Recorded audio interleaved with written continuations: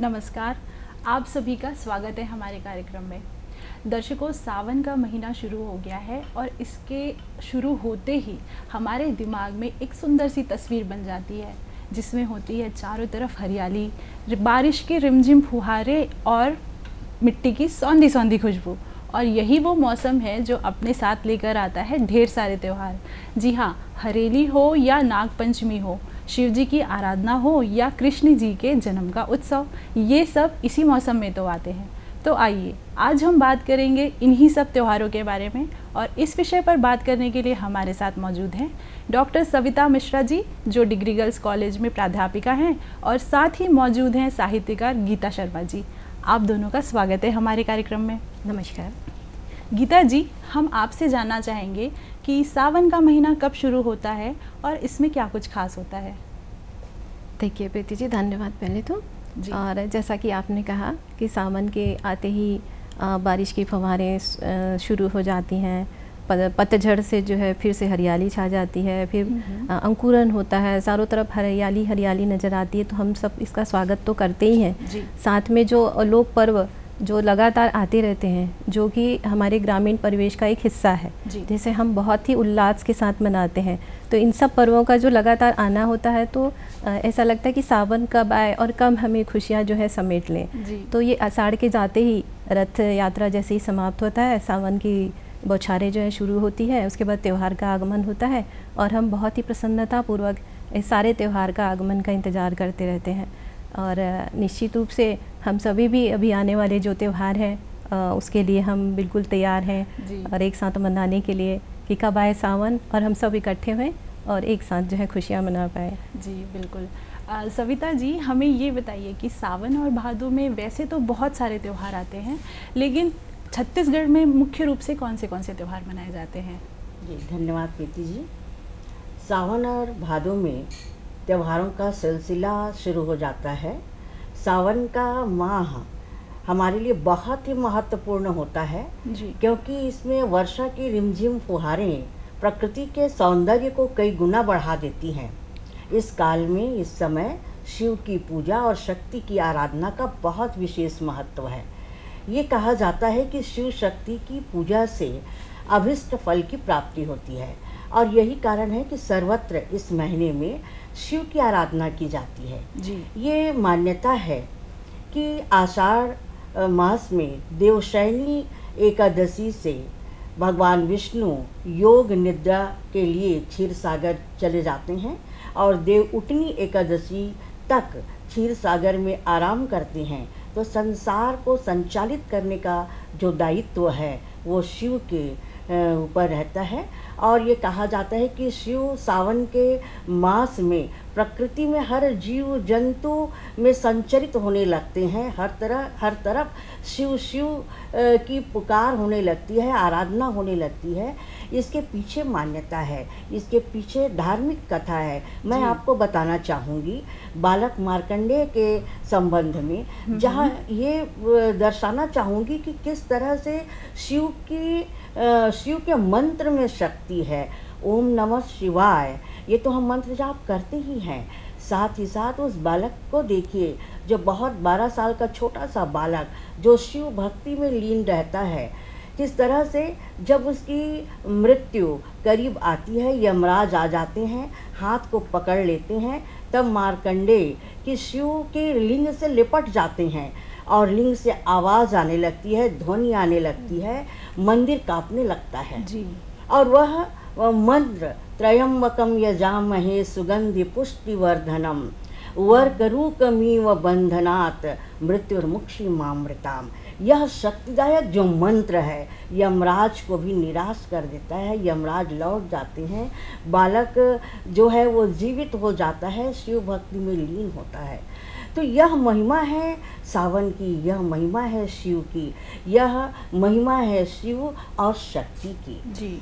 इसके बाद सिलसिलेवार अनेक 30 त्यौहार आते हैं। संकटा चतुर्थी है, शीतला सप्तमी है, कालाष्टमी है, जिसको भैरवाष्टमी भी कहते हैं। जी। और इसके बाद हम देखते हैं कि जहां अभी 2021 में 25 जुलाई से सावन प्रारंभ हुआ है और 16 अगस्त को इसका समापन है, यानी चौथा सोमवार है। है जी। तो इसके बाद हम राखी का त्यौहार मनाते हैं, रक्षाबंधन, फिर जन्माष्टमी का त्यौहार आता है। जी जी, आपने कितनी अच्छी बात बताई है, हमें इसके लिए बहुत धन्यवाद। गीता जी, हम आपसे जानना चाहेंगे कि सावन के महीने में सबसे पहला त्यौहार हम कौन सा मनाते हैं और इसकी क्या महत्व है? सावन के महीने में जैसा ही पता, हरियाली हरियाली सब तरफ छा जाती है जी।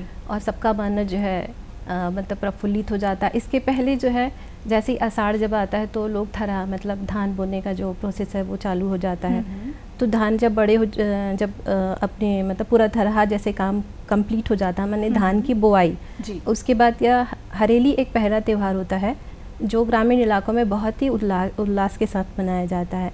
तो हरेली त्यौहार में सारे जो कृषक होते हैं, जो कृषक यंत्र जो उनके औजार होते हैं, उनसे वो फ्री हो जाते हैं क्योंकि किसानी का काम जो है कंप्लीट हो जाता है जी। अब क्योंकि वो जो यंत्र होते हैं, ये जो औजार होते हैं, उसको धो करके उसे बहुत अच्छी तरीके से मतलब गोबर से लेप करके उन सारे औजारों को रखा जाता है, उनकी पूजा की जाती है और बहुत सारे ऐसे मतलब पकवान बनाए जाते हैं और उन्हें चढ़ाया जाता है, भोग लगाया जाता है। बहुत सारे मतलब लोक जो खेल होते हैं जैसे गेड़ी है और मतलब कुछ गीत हैं हरेली से संबंधित, ये सब एक साथ गाते नाचते हुए ये त्यौहार हरेली का जो है सबसे पहले यहाँ पे आगमन होता है। छत्तीसगढ़ में पहला जो त्यौहार होता है हरेली का त्यौहार होता है, जो लोक पर्व से जुड़ा होता है, जो किसानों से जुड़ा होता है। तो ये बहुत ही उल्लास के साथ मनाया जाता है। जी। सविता जी, हमें ये बताइए कि हरेली की पूजा में इसका विधि विधान क्या होता है और किस तरीके से किया जाता है? जैसे कि गीता जी ने बताया कि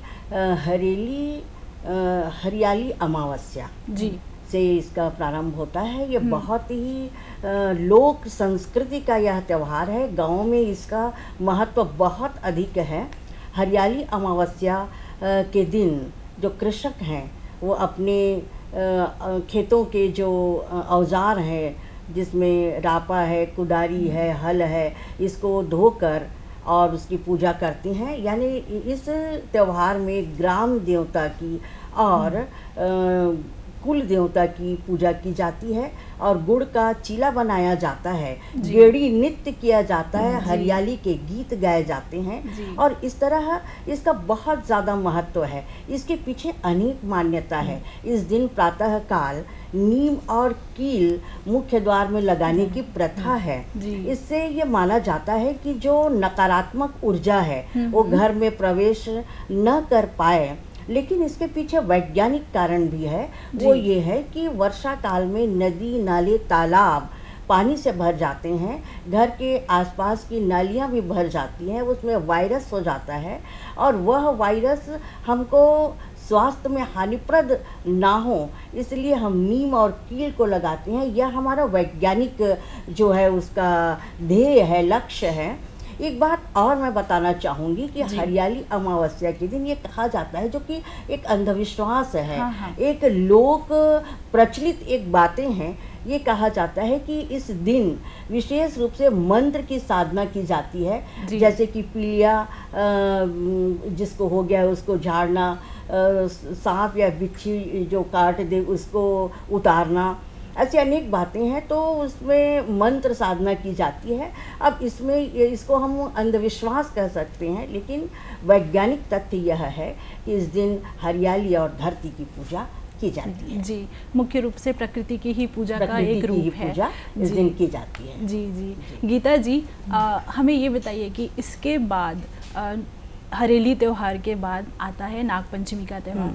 तो नागपंचमी छत्तीसगढ़ में किस तरीके से मनाया जाता है और यहाँ के लोगों के लिए ये क्यों खास होता है? लोक पर्व का संबंध जो है वो वैदिक पुरातन परंपरा से होता है जी।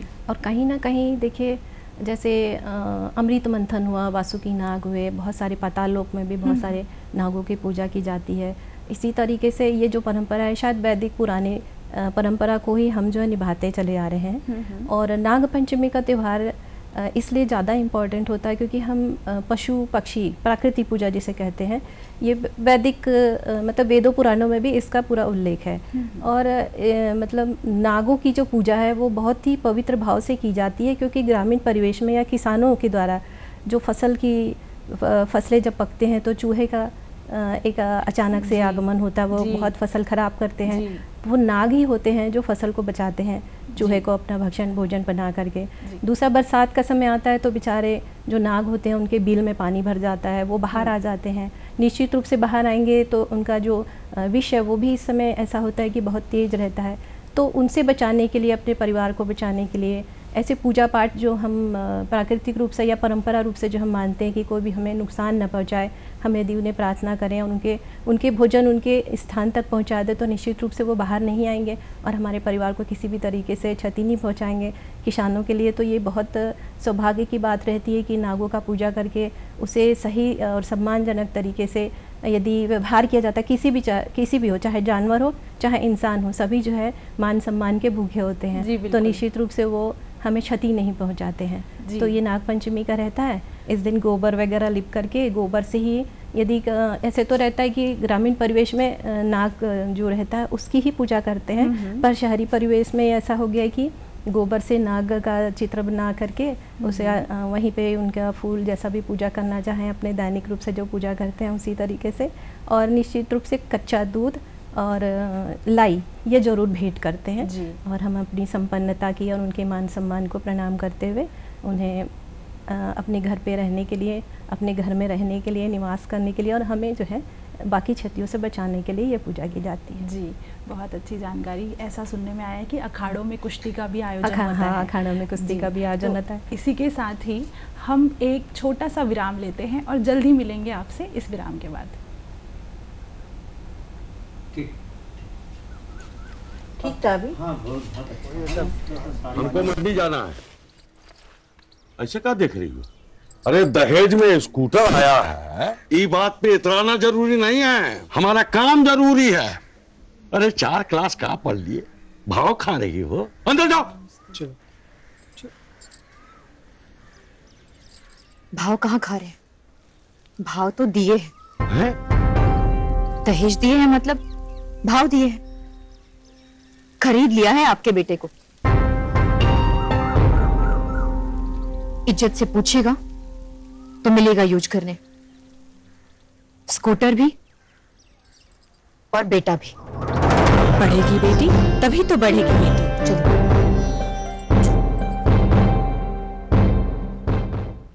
आप सभी का एक बार फिर से स्वागत है हमारे साथ। तो आइए चलते हैं तीज त्योहारों के बारे में कुछ और जानकारी लेते हैं।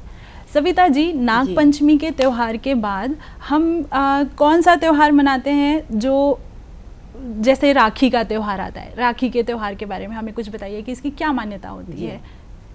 राखी का त्योहार बहुत ही महत्वपूर्ण है, क्योंकि राखी का जो त्योहार है वो भाई बहनों का त्योहार है। बहनें भाई के हाथ में कलाई में राखी बांधती है और भाई भी बहन की रक्षा की जिम्मेदारी लेता है, दृढ़ प्रतिज्ञ होता है। इसके पीछे बहुत सारी पुरातन मान्यताएं हैं। पहले मैं धार्मिक मान्यता के संबंध में मैं आपको बताना चाहूँगी कि किस तरह से कृष्ण जो है शिशुपाल के अत्याचार से बहुत ज़्यादा विह्वल थे, परेशान थे और उनको ये चेतावनी दे दिए थे कि तुम 100 गाली तक मैं सहूँगा, लेकिन 101 गाली जब तुम मुझे दोगे तो मैं फिर सहन नहीं करूँगा। और यही होता है कि शिशुपाल 101 गाली जब देता है तो भगवान कृष्ण सुदर्शन चक्र निकाल लेते हैं और वहीं शिशुपाल का वध होता है, धर्म की रक्षा होती है। इस घटना से होता ये है कि कृष्ण के बाएं हाथ में चोट लगती है, उंगली में चोट लगती है, वो बहुत ज़्यादा रक्त रंजित हो जाती है उंगली। द्रौपदी इस समय आती है और अपनी साड़ी को फाड़ कर उस उंगली को बांध देती है और रक्त बहना बंद हो जाता है।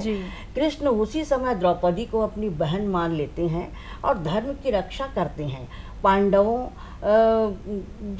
जब जुआ में द्रौपदी को हार जाते हैं और चीरहरण होते रहता है, तब कृष्ण दौड़कर आते हैं और उनका चीर बढ़ाकर धर्म की रक्षा करते हैं, अपनी बहन की रक्षा करते हैं। यहाँ पर ऐतिहासिक मान्यता भी है, जो कि इतिहास पुरातन मान्यता है कि यह राखी का त्यौहार जो है 6000 वर्ष पुराना है। अच्छा।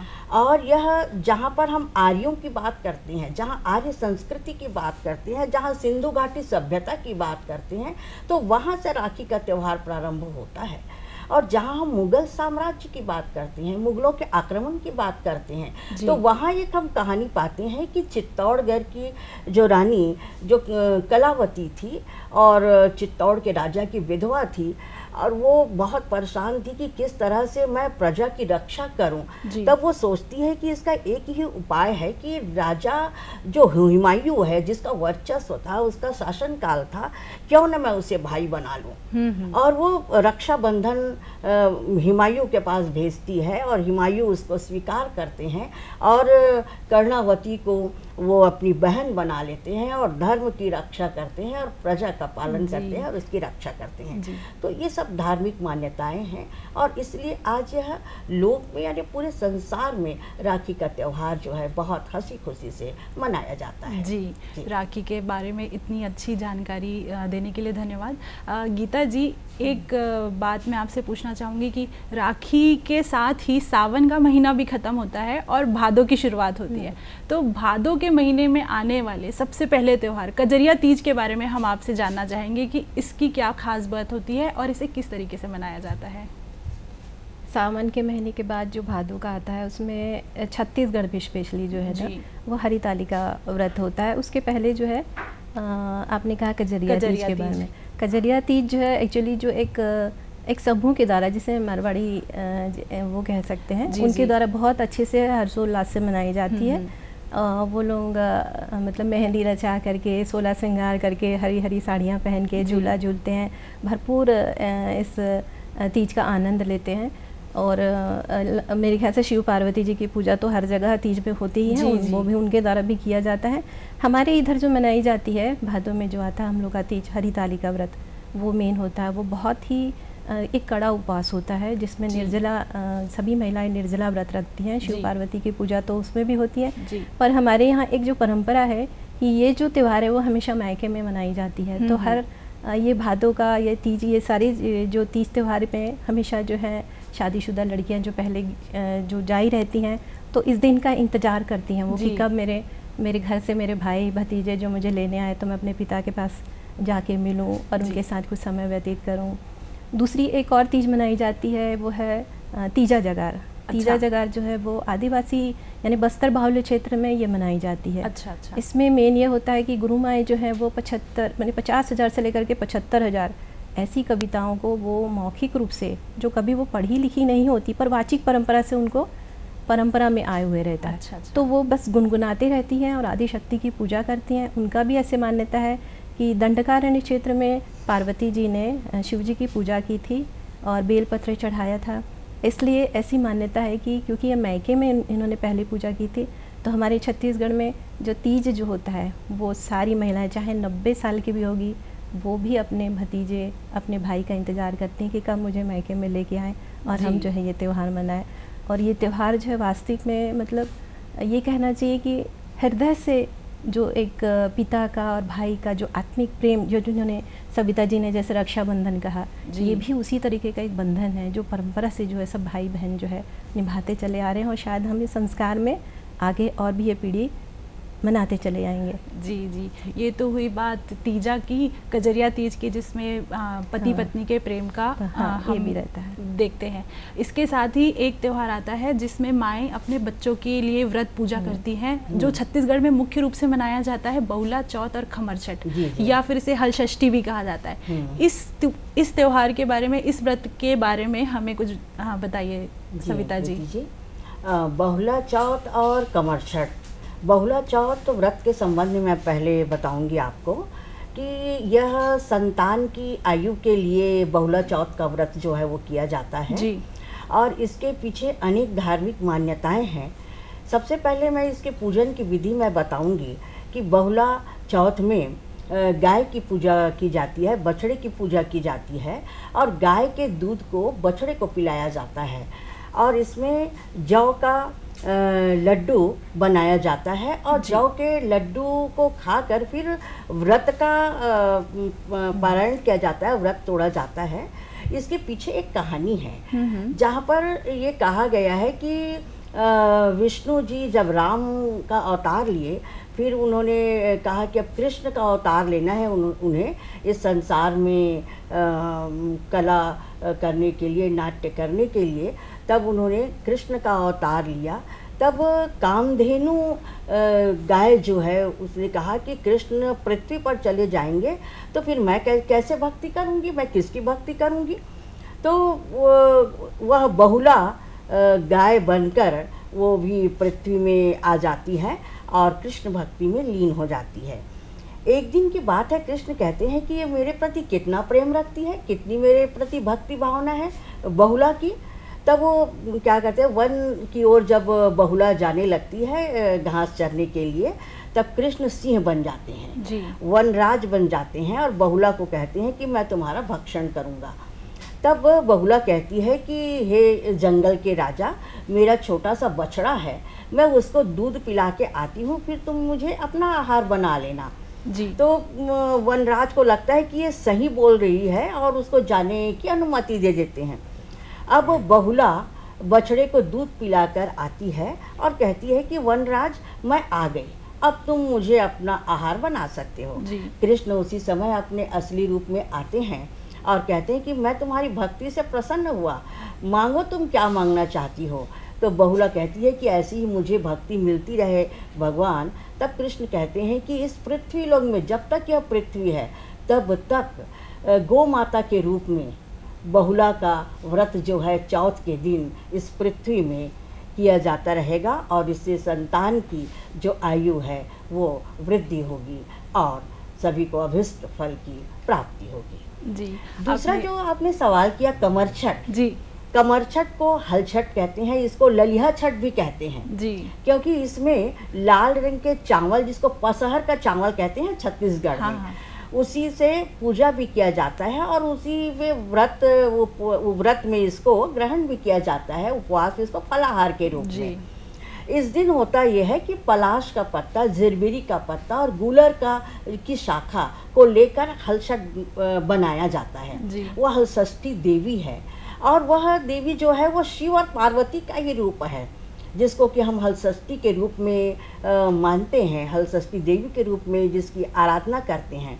और तत्पश्चात इसमें 9 प्रकार के अन्न से पूजा की जाती है, जिसमें गेहूँ, ज्वार, बाजरा, मक्का और इसके साथ ही लाई होता है, महुए का फल होता है और भैंस के दूध, दही, घी से हलषष्ठी माता की पूजा की जाती है। फिर लाल चावल जिसे पसहर चावल कहते हैं, जिस यही कारण इसको ललिहा छठ भी कहा जाता है, और उसका चावल बना के और 7 प्रकार की भाजी जिसमें कि हल ना चला हो, तो इस तरह की भाजी को तोड़कर और उसकी सब्जी बना के उस लाल चावल के साथ खाया जाता है। और शाम यानी सूर्यास्त के पहले फलाहार करके व्रत तोड़कर और पूजा की सामग्री को विसर्जित किया जाता है। जी, ये आपने बहुत अच्छी बातें बताई, कथा भी बताई हमें, इसके लिए बहुत धन्यवाद।